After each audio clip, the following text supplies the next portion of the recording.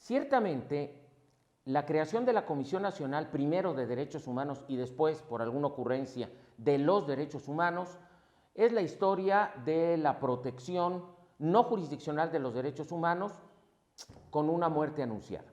Lo voy a explicar por qué. En el año 1990, el presidente Salinas, por un decreto, creó lo que se llamó en ese entonces Comisión Nacional de Derechos Humanos.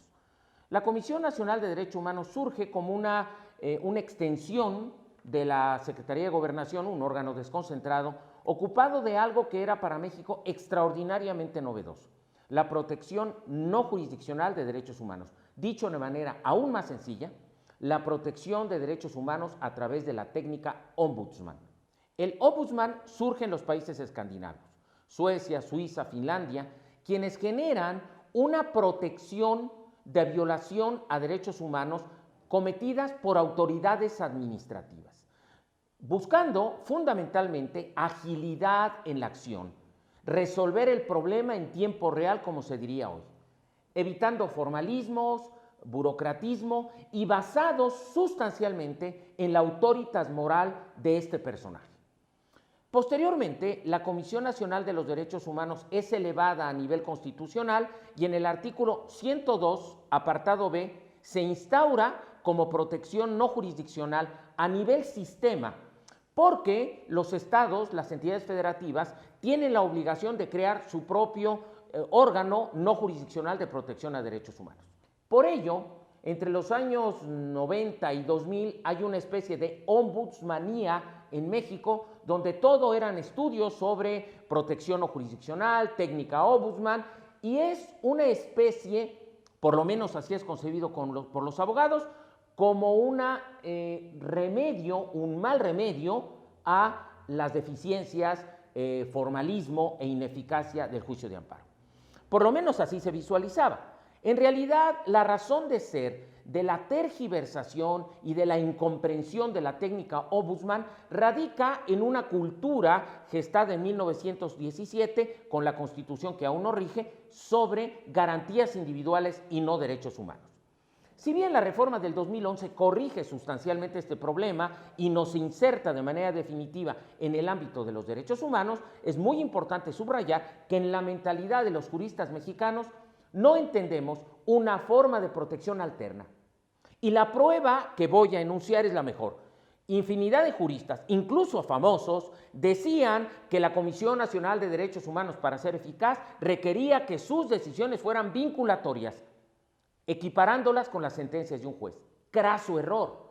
La Comisión de Derechos Humanos es un órgano de disuasión, es un órgano que busca resolver en tiempo real los problemas de violación a derechos humanos con un objetivo muy concreto: proteger a la gente, defenderla rápidamente de violaciones a derechos humanos, prevenir violaciones más graves y algo que es fundamental: no judicializar la protección de derechos humanos.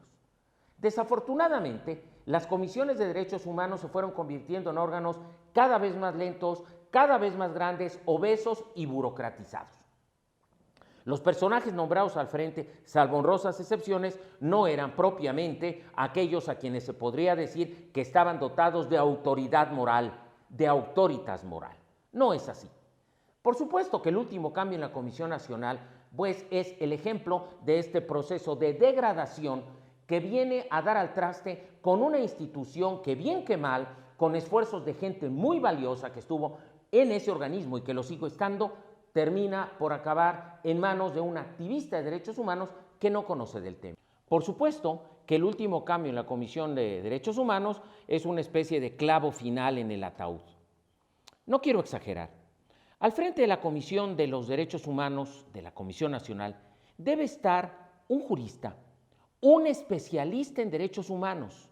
La técnica ombudsman es una técnica sofisticada, una técnica que requiere conocimiento profundo de los sistemas no jurisdiccionales de protección a los derechos humanos.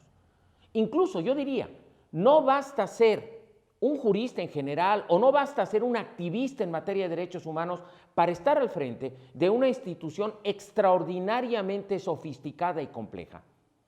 No solamente los buenos propósitos, de los cuales, por cierto, está lleno el camino del infierno, son los que resuelven problemas a derechos humanos. Necesitamos gente conocedora del tema, que la hay en México. Necesitamos preservar lo que durante tantos años se ha trabajado en la Comisión Nacional, investigaciones que no tienen parangón, áreas de protección a grupos en situación de vulnerabilidad. Tenemos un patrimonio que desafortunadamente está por ser destruido. Los mexicanos, quienes vivimos en este país, estamos inermes ante el abuso del poder y ante la delincuencia. Más del 90% de cifra negra de impunidad lo anuncian. No soy un alarmista. ¿Y cuántos asuntos no se podrían haber resuelto en esta pandemia con un activismo puntual, preocupado por la gente, en materia de derechos humanos, proveniente de las comisiones de derechos humanos? Llevarlo todo a los jueces es un suicidio, porque son procesos largos y complejos. Por lo tanto, la historia de la Comisión Nacional, desafortunadamente, es la historia de una muerte anunciada.